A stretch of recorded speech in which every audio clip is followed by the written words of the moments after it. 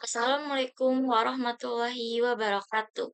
Selamat datang di video kali ini. Perkenalkan, saya Dipiko Putri Rahmadani dari Program Studi Manajemen Pendidikan Islam mahasiswa di STT Fathahillah Cilengsi.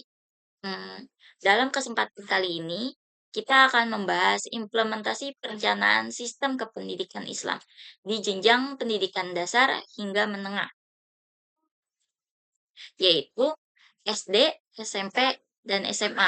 Materi ini akan membantu kita untuk memahami bagaimana nilai-nilai Islam direncanakan dan diterapkan di dunia pendidikan, sehingga dapat memberikan dampak positif bagi siswa di setiap tingkatannya. Nah, pendidikan Islam ini memiliki peran yang sangat penting dalam membentuk generasi yang tidak hanya cerdas, tetapi juga beriman, bertakwa, dan berakhlak mulia. Di Indonesia, nilai-nilai Islam itu tidak hanya diajarkan di lembaga yang berbasis agama seperti madrasah, tetapi juga eh, melalui sistem diintegrasikan dalam sistem pendidikan nasional melalui mata pelajaran pendidikan agama Islam atau PAI. Namun, penerapan pendidikan Islam ini masih menghadapi berbagai tantangan seperti kualitas guru yang belum merata di berbagai wilayah, terus keterbatasan fasilitas yang mendukung proses pembelajaran, kemudian ada dampak globalisasi yang seringkali mempengaruhi nilai-nilai budaya lokal.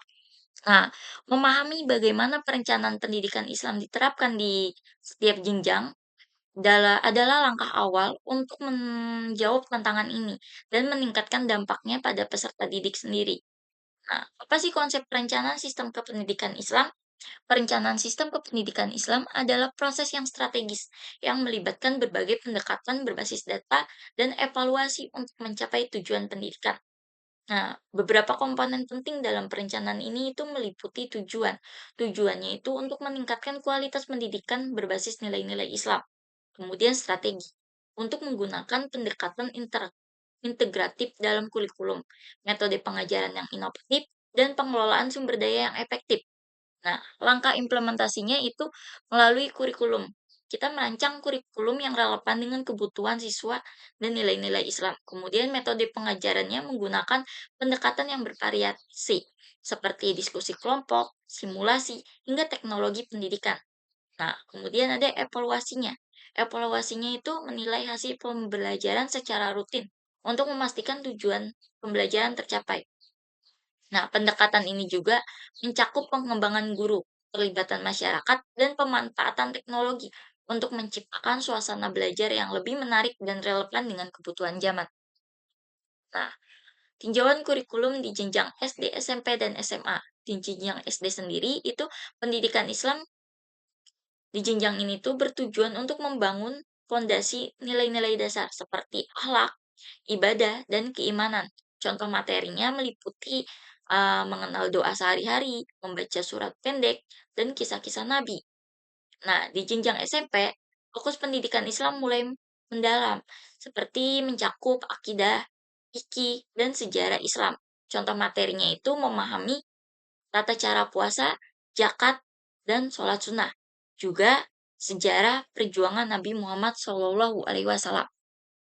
Nah, kemudian pada jenjang SMA, siswa akan diajak untuk berpikir kritis dan menganalisis isu-isu keagamaan sosial. Contoh materinya seperti kajian filsafat Islam, diskusi ilmu isu keagamaan, dan penerapan hukum Islam dalam kehidupan sehari-hari. Nah, implementasinya di setiap jenjang, terutama di jenjang SD, anak-anak akan dibiasakan dengan praktik ibadah yang sederhana dan menyenangkan. Contohnya seperti sholat duha bersama, terus menghafal doa sehari-hari, mendengarkan kisah Nabi untuk menanamkan nilai-nilai yang mulia pada anak. Kemudian, kegiatan seperti perayaan Hari Besar Islam juga akan menjadi sarana perkenalan budaya keagamaan.